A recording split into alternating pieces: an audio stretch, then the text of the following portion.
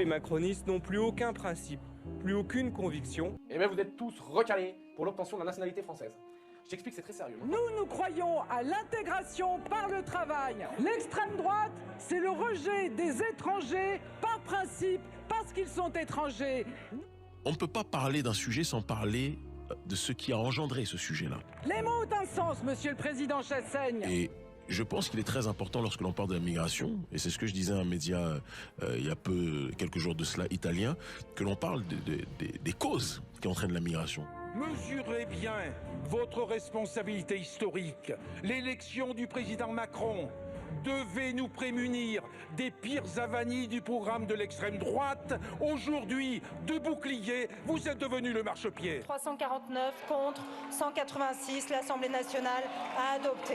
Au bout d'un parcours chaotique, le projet de loi immigration porté par Gérald Darmanin est adopté définitivement. La majorité a été solide et moi je suis très fier d'être dans un gouvernement avec un président qui a tenu, qui n'a pas godillé, qui a regardé l'intérêt général des Français avant tout, malgré les pressions. La loi immigration, négociée point par point avec la droite, restreint le droit du sol, durcit les conditions d'accès au regroupement familial et aux prestations sociales. Aujourd'hui, je veux constater qu'aucune remise en cause de la santé des étrangers n'est dans ce texte.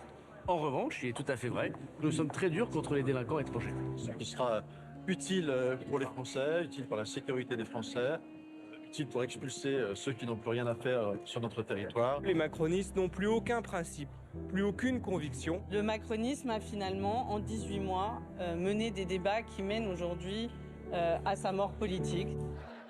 Non mais regarde la France, on est tout le temps à donner des leçons à tout le monde. Genre ouais, pays des droits de l'homme, liberté, égalité. Eh ben vas-y, égalité.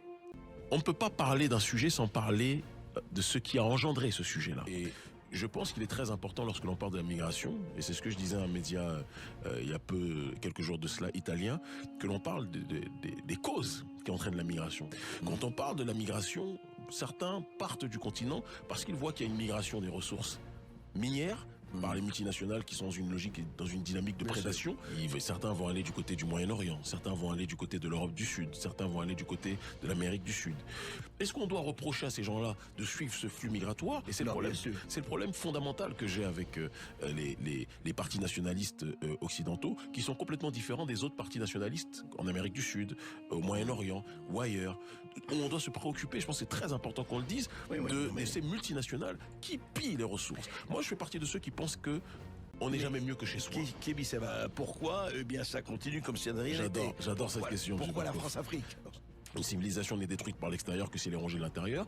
Quand vous dites nous sommes indépendants, qu'est-ce qu'on fait contre ça? La société civile est en train de se battre aujourd'hui et on est en première ligne sur ces questions de manière spectaculaire pour que l'on puisse justement se réapproprier nos ressources minières. Et c'est pour ça que je dis souvent que les héros des uns, chacun a le droit d'avoir ses héros et c'est respectable, ne sont pas les héros des autres. Monsieur Barkov, vous savez, à la fin de la prétendue décolonisation, il y a eu une nouvelle forme de colonisation qui a été immédiatement installée par Jacques Foccart et le général de Gaulle. Votre héros de Gaulle, vous en avez le droit, et pour moi quelqu'un que je ne vois pas comme un héros mais comme une des figures qui a restructuré le système de prédation sur notre continent en installant à la tête de nos États des gens qui étaient des entités, des personnes cooptées par l'oligarchie française.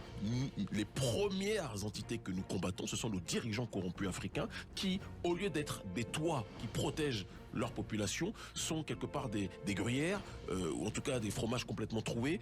Et ces gens-là se sont organisés de telle sorte que à la fois les entreprises françaises, les multinationales et l'oligarchie française de manière générale puissent continuer son système de prédation et de pillage de nos matières premières via le système du franc CFA sur lequel on pourrait revenir longuement. Non mais regarde la France, on est tout le temps à donner des leçons à tout le monde. Genre ouais, pays des droits de l'homme, liberté, égalité. Eh ben vas-y, égalité. Parce que moi je vois déjà en France, je galère.